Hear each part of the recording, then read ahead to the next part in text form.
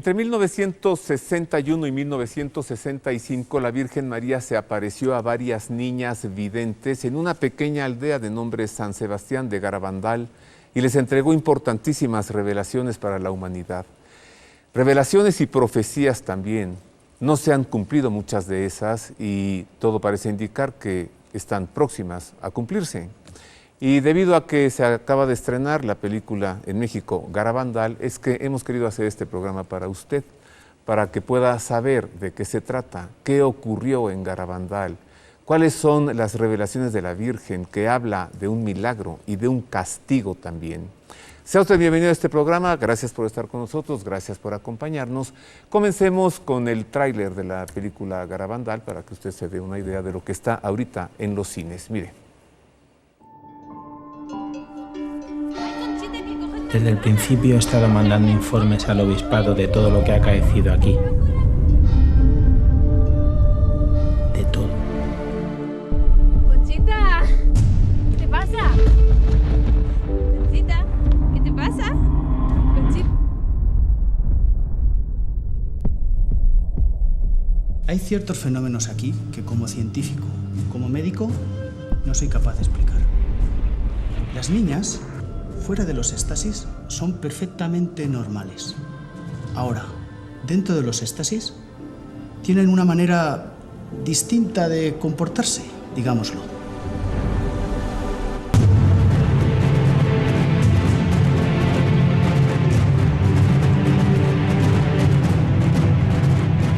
Ya sé que a usted esto le parece algo insignificante, pero tiene que pararlo ya.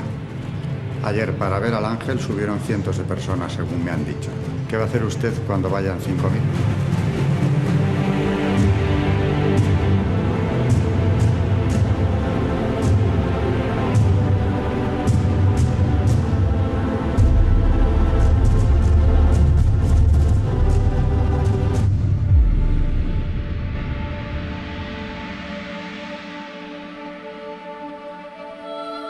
Ahora, vamos a ver tú, Conchita.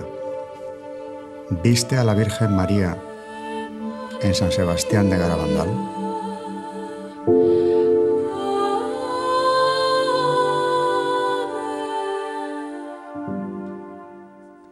Más adelante en este mismo programa le vamos a presentar a Conchita, ya mayor, ya adulta, explicando ella misma en qué consistió los mensajes que recibió de la Virgen.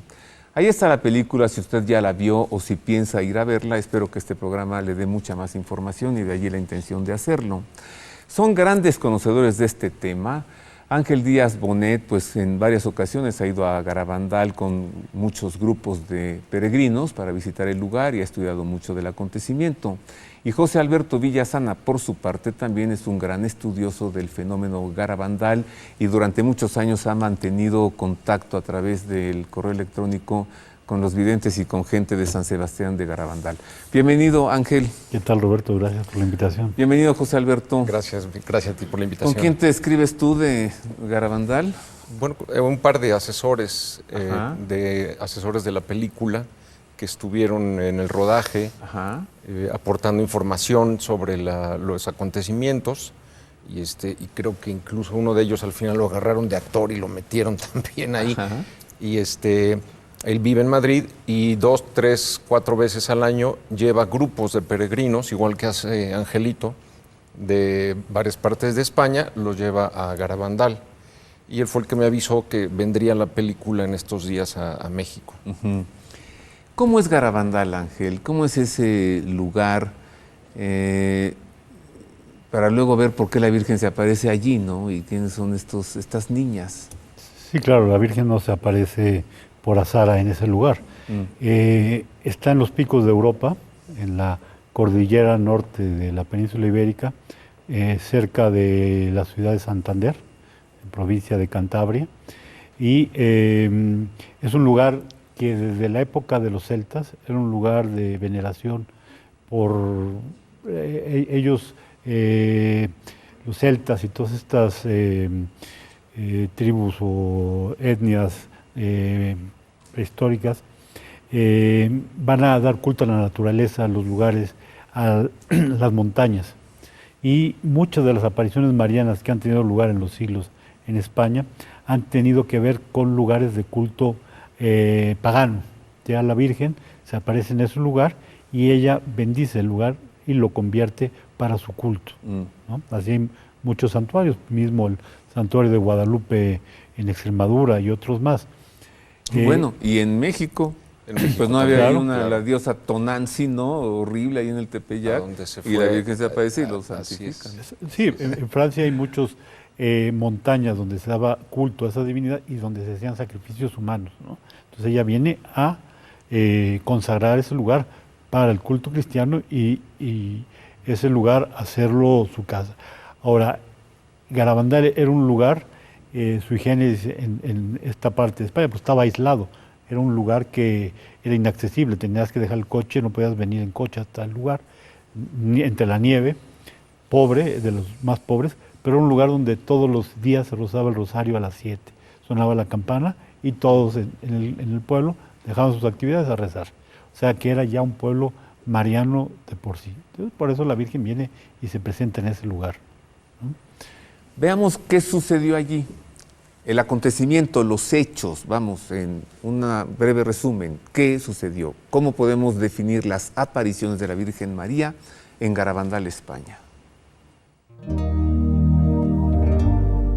En la cordillera Cantábrica, en la provincia de Santander, en España, en la aldea de San Sebastián de Garabandal, en varias ocasiones se apareció el arcángel San Miguel entre el 18 de junio y el 1 de julio de 1961 para preparar a 4 niñas de entre 11 y 12 años de edad para que fueran las videntes de varias apariciones de la Virgen María ocurridas entre 1961 y 1965. Durante su última manifestación, el arcángel les anunció a las niñas que la Virgen se les aparecería al día siguiente, 2 de julio, festividad de la Visitación. Las niñas describieron a la Virgen María con las características de una joven judía, con un vestido blanco, el manto azul, la corona de 12 estrellas doradas, las manos estiradas con un escapulario marrón, cabello largo, castaño oscuro y raya en medio. La cara alargada con nariz muy fina, los labios un poco gruesos. Aparentaba unos 17 años y era más bien alta. Durante las apariciones ocurrieron prácticamente todos los fenómenos de la teología mística, como son levitaciones, marchas y caídas estáticas, lenguas extranjeras y cánticos en griego, francés y latín, profecías, adivinación de pensamientos, identificación de personas y descubrimiento de cosas, sincronismo en los cambios de expresión, insensibilidad física total, cambio de peso y conocimiento de conciencias, entre otras cosas. En los casi 4 años que duraron las apariciones de la Virgen, se mostró como madre cariñosa, aunque exigente, y entregó toda una catequesis doctrinal, moral y espiritual. Además, reveló 2 mensajes, uno el 18 de octubre de 1961 y otro el 18 de junio de 1965. El primer mensaje indica: hay que hacer muchos sacrificios y mucha penitencia, y tenemos que visitar mucho al Santísimo, pero antes tenemos que ser muy buenos, y si no lo hacemos vendrá un castigo. Ya se está llenando la copa, y si no cambiamos vendrá un castigo. El segundo mensaje advierte: como no se ha cumplido y no se ha hecho conocer al mundo mi mensaje del 18 de octubre de 1961, les diré que este es el último. Antes la copa se estaba llenando, ahora está rebosando. Los sacerdotes, obispos y cardenales van muchos por el camino de la perdición y con ello llevan a muchas más almas. A la Eucaristía cada vez se le da menos importancia. Deben evitar la ira de Dios sobre ustedes con sus esfuerzos. Si le piden perdón con sus almas sinceras, Él los perdonará. Además, la Virgen María profetizó 3 acontecimientos de dimensión universal: un aviso, un gran milagro y un castigo. José Alberto, un aviso, un milagro y un castigo. Y la copa ya se llenó. Sí. ¿Será este el último gran mensaje de la Virgen para la humanidad? Es hasta ahora, digamos, que de los que ha habido en estos últimos siglos es el más reciente, desde luego, y el más cercano a nosotros. Durante esos años está llevándose a cabo el Concilio Vaticano II y las advertencias pues son contrarias a todo el modernismo que se sembró dentro del Vaticano. Y en ese sentido es muy semejante, ¿estás de acuerdo?, a Fátima, o sea, en el sentido de la copa rebosándose, el aviso, el milagro y el castigo.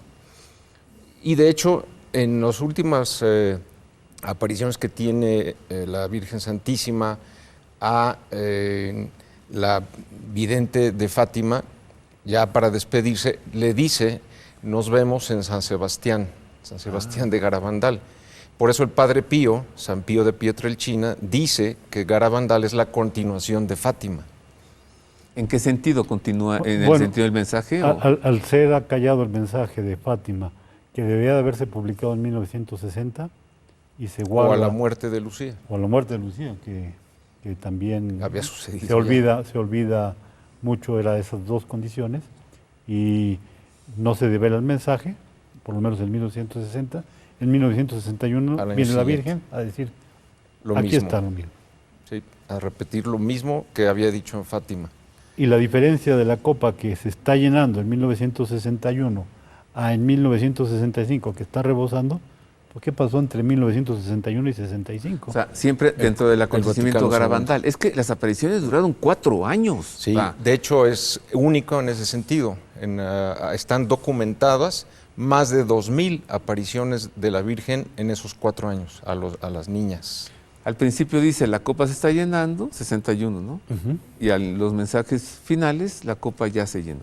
Está rebosando. Así es. Y habla... Es solo 4 años. Sí. Y habla del conflicto interno de la Iglesia, donde hay obispos, sacerdotes que llevan, y cardenales que llevan a muchos por el camino, que van por el camino de la perdición y llevan a muchas almas. Pero ¿se refiere a una situación interna en la Iglesia en aquel entonces o se refiere a situaciones que habrían de venir? Como lo que sucede hoy. Hoy es un hecho que hay crisis en el pontificado, hay crisis en la sede apostólica, hay crisis en la Iglesia. Digo, y no es que yo esté editorializando, basta con ver los documentos que le mandan al Papa y, por ejemplo, el cardenal Vigano diciendo que renuncie. Digo, si esto no es crisis, entonces, ¿qué es? ¿Se refiere ya a su momento o a más adelante? No, ya existía. Es ahora aflora, pero eso viene desde el finales del siglo XIX. Desde el siglo XVIII. Ya el Papa San Pío X había dicho que el modernismo es la cloaca de todas las herejías, el vertedero de todas las herejías. Entonces, ya él, a León XIII, a Pío IX, les tocó enfrentar ya esa infiltración masónica comunista dentro de la Iglesia, que tenía el propósito de destruir la fe, de apartar a los fieles de la oración, de la penitencia, de la práctica de los mandamientos. Entonces, son mensajes de la Virgen que se van repitiendo y este es el último, este es el más reciente. Y dentro de las discusiones del Vaticano II, que no se conocen, hubo una batalla entre los cardenales y obispos que venían de la antigua escuela de Pío XII, ¿no? Los nombrados por él, contra los que venían de Juan XXIII y Pablo VI, que venían con una tendencia progresista y modernizadora de la Iglesia.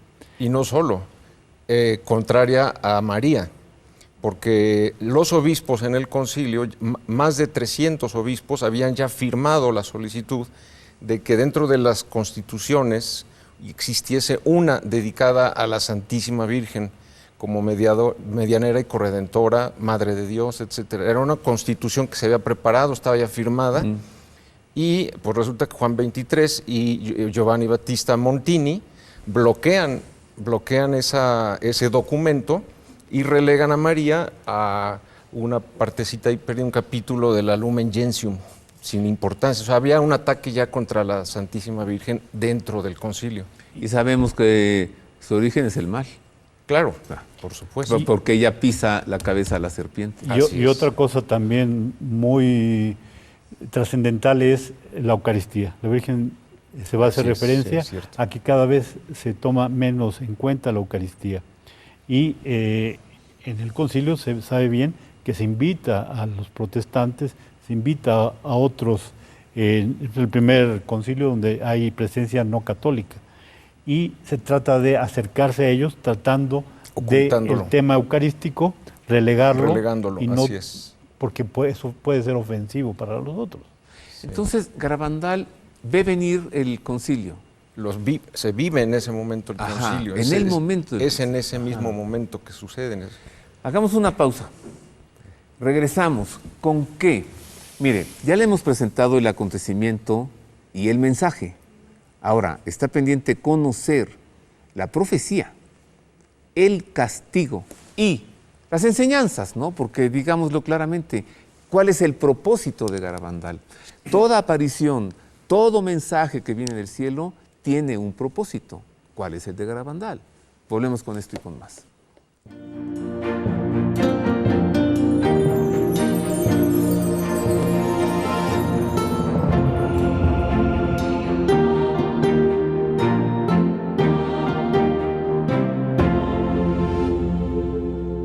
Felicidad es hacerte la sorda por la mañana.